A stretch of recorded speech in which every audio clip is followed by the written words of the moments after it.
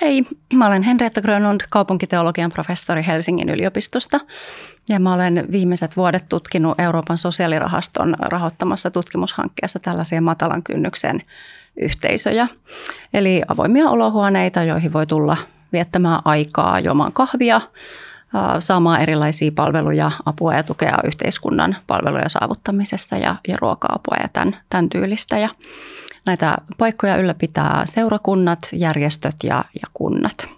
Nämä kohtaamispaikat on periaatteessa avoimia kaikille, mutta usein niissä kuitenkin asioi erityisesti esimerkiksi päihteitä käyttäviä ihmisiä, asunnottomia, mielenterveysongelmien kanssa eläviä ihmisiä ja esimerkiksi paperittomia ihmisiä.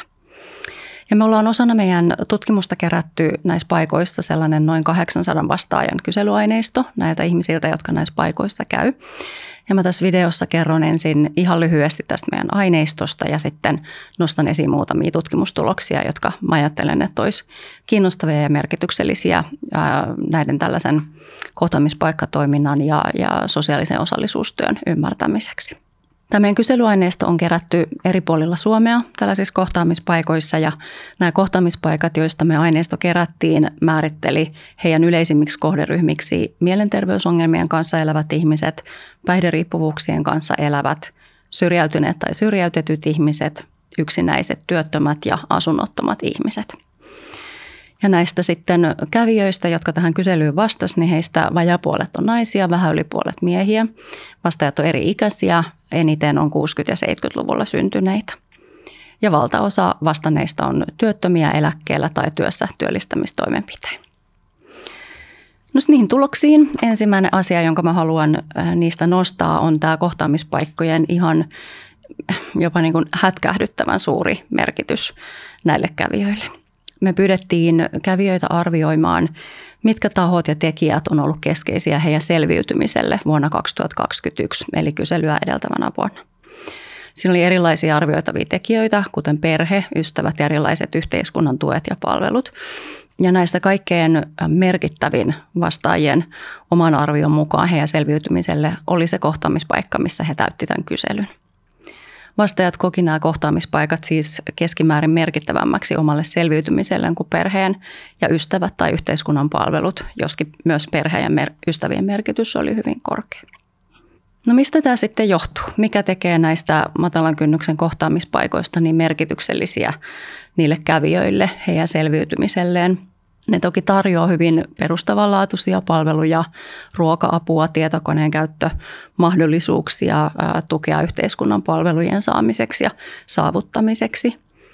Mutta mun oma näkemys on, että vähintäänkin yhtä merkityksellistä on se osallisuustyö, mitä näissä paikoissa tehdään. Me kysyttiin vastaajilta myös heidän osallisuuden kokemuksistaan näissä paikoissa. Tarkemmin sanottuna tutkittiin sosiaalisen osallisuuden kokemuksia ja sitten tällaista toimijuusosallisuutta siellä paikassa. Me kysyttiin ensin, kokeeko vastaaja, että hänestä välitetään kohtaamispaikassa. Kokeeko hän, että hän on saanut puhua ja tulla kuulluksi. Kokeeko hän itsensä yhdenvertaiseksi muiden kanssa ja onko hän kokenut olonsa turvalliseksi kohtaamispaikassa. Vastaajista lähes 90% oli vähintään osin samaa mieltä näiden väittämien kanssa. Ja tämä osuus on kyllä poikkeuksellisen korkea aika vahvoihin väittämiin. Toimijuuden kokemuksia me tarkasteltiin kysymällä, onko vastaaja kokenut, että hänen itseluottamuksensa on kohentunut paikassa käymisen vuoksi. Onko hän oppinut uusia taitoja. Onko hän tuntenut itsensä tärkeäksi tai tarpeelliseksi. Kokeeko hän, että hän on saanut kohtaamispaikassa merkityksellistä tekemistä. Onko hän voinut vaikuttaa itseään koskeviin asioihin ja onko hän saanut auttaa muita. Jälleen yli 70% oli vähintään osin samaa mieltä näiden toimijuutta ilmentävien kokemusten kanssa. Nämä molemmat sekä sosiaalinen osallisuus että toimijuuden kokemukset ilmentää hyvin keskeisiä psykologisia tarpeita, jotka yhdistää kaikkia meitä ihmisiä. Meidän täytyy saada olla yhteydessä muihin ihmisiin. Meidän täytyy saada kokea, että meistä välitetään, jotta me voidaan hyvin ja voidaan kokea olevamme turvassa. Mutta yhtä paljon me tarvitaan mahdollisuuksia vaikuttaa, olla toimijoita, olla merkityksellisiä muille, saada auttaa muita ihmisiä. Me tarvitaan toisia ihmisiä näihin molempiin. Ja nämä molemmat, sekä sosiaalinen osallisuus että tällainen toimijuusosallisuus, on hyvin kiinteästi yhteydessä hyvinvointiin yleisesti ja myös tässä meidän aineistossa. Kun ihminen tulee nähdyksi ihmisenä ja kokee olevansa turvassa, merkityksellinen ja arvokas muille, myös palvelujen ja tuen vastaanottaminen, osalle myös päihderiippuvuuden hoito on paremmin mahdollisia. Kun ihminen saa kokemuksia siitä, että on kyvykäs toimia, myös toimettoman elämäntilanteen parantamiseksi on helpommin mahdollisia. Ja kohtaamispaikassa on sitten yleensä tarjolla myös apua ja tukea näihin toimenpiteisiin.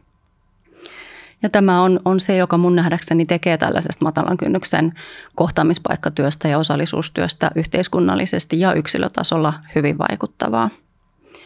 Mutta ennen kaikkea mä näkisin, että tärkeää on se, että mahdollisuus kokea välittämistä, kuulumista johonkin, liittymistä toisiin ihmisiin ja myös toimijuutta on perustarpeita. Ne on arvokkaan ja mielekkään ihmiselämän edellytyksiä. Kaikki ihmiset tarvitsee ja ansaitsee kokemuksia siitä, että heistä välitetään, että he on kyvykkäitä, heillä on merkitystä ja he on arvokkaita. Matalan kynnyksen kohtaamispaikat mahdollistaa näitä kokemuksia ihmisille, jotka ei niitä muuten riittävästi saavuta.